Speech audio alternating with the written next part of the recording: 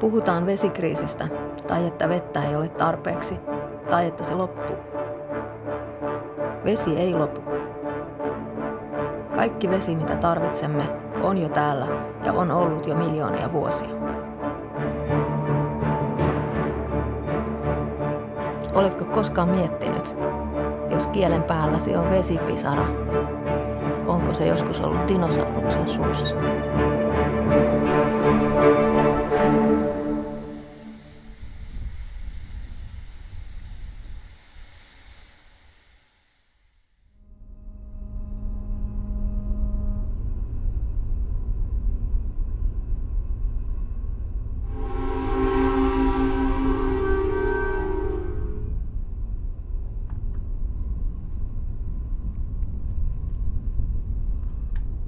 Olen Maija Widqvist, Teollisuuden veden toimitusjohtaja, perustaja ja yrittäjä.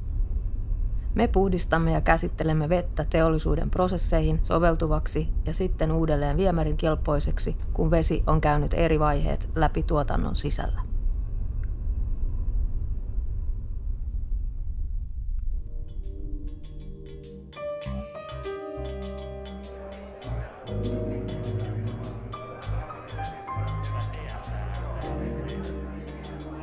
Me voidaan vedenkäsittelyssä säästää tänään vaikka kuinka paljon. Ei tehdä jotakin investointia ja jätetä hoitamatta. Tai ei ajatella sitä niin pitkälle. Koska vedenkäsittelyssä niin nämä ratkaisut ja käytännön vaikutukset, niin nehän ei näy heti. Eli tavallaan tämä on vähän se, kun meikäläinenkin joskus valvoo ja joskus tulee tehtyä terveydelle huonoja asioita. Niin enhän mä heti kuole. Teollisuuden veden asiakkaat ovat yrityksiä ja tuotantolaitoksia, jotka tarvitsevat puhdasta vettä tai höyryä tuotteiden valmistukseen sekä tuotannossa muodostuvien jätevesien puhdistukseen. Pääsemme työn kautta tutustumaan moniin yrityksiin, työkulttuureihin ja valmistusprosesseihin. Liian useassa kohteessa hämmästyttää, miten pienelle osaamiselle yksi tärkeimmistä aputoiminnoista, vesi- ja veden käsittely, on jätetty.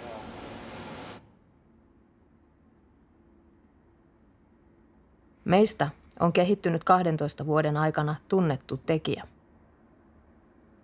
Tänään Teollisuuden vedessä on yhteensä 11 työntekijää, joista 2 tekee diplomityötään ja viimeistelee opintojaan. Tarkoitus olisi todistaa, että täällä meidän pilottilaitteistolle olisi mahdollisuus tulevaisuudessa pyörittää tällaista tehasta ilman nestemäistä jätettä. Kaikki jätteet, mitä tulisi, ne olisi kiinteitä.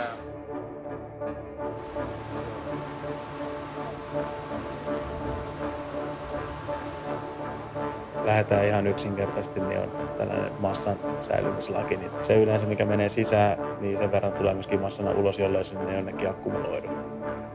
Siitähän se perusajatus lähtee. Kaiken täytyy mennä jonnekin ja parasta olisi, jos ei se menisi sillä tavalla hirvittävän likaisena mihinkään, vaan että se kiertäisi.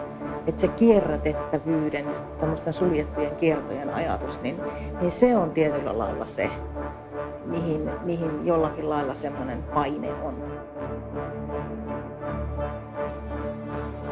Uusissa Mäntsälän tiloissa meillä on toimisto, laboratoriotilat, koehuone sekä 200 neliön koehalli.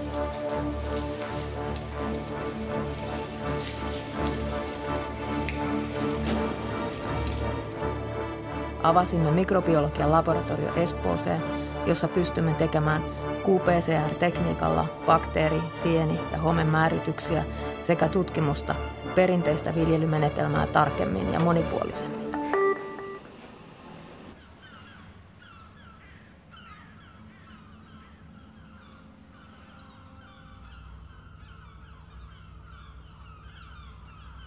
Vesi ei ole samanlainen rajallinen luonnonvara kuin öljy tai kaasu. Miten saisimme vettä kierrätettyä ja puhdistettua niin nopeasti, että sitä olisi kaikkien tarvitsijoiden saatavilla ja että sen käyttö olisi niin tehokasta, että pisaraakaan käsiteltyä vettä ei menisi hukkaan?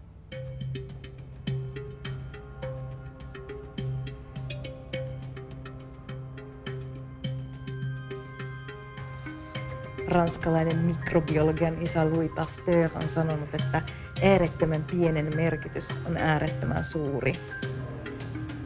Melkein kaikki rakentuu silleen niin kuin pienen pienistä, joita laitetaan yhteen. Et pisara meressä on vaan pisara meressä, mutta sitten jos niitä tulee riittävästi, niin sitten se onkin jo virta ja sitten se on loppujen lopuksi koko meri. Et vaikka me nyt käytännössä sitten tehdään jotain yhtä pientä jonnekin, niin siinä kuitenkin on hyvä pitää mielessä se isomman ajatus, koska se sitten luo semmoista isompaa kuvaa ja sitten sitä motivaatiota. Tällä on niin kuin laajempaa merkitystä ja tässä työskennellään semmoisen isomman päämäärän eteen. Näemme työssämme pieniä onnistumisia ja ongelmia päivittäin. Teemme kokeita ja tutkimme ja eteen tulee runsaasti kysymyksiä, mihin emme osaa vastata. Ionit tekee, mitä tahtoo, molekyylit myöskin niin. Uudet kysymykset pitävät mielenkiinnon yllä.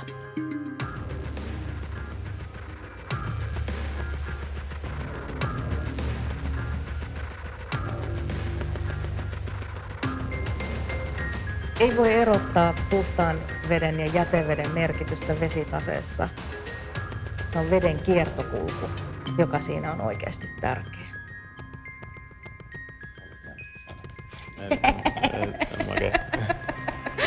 Se on melkein niinku highlight toi. Nyt kun tulee nyt hyppy. Tuliko?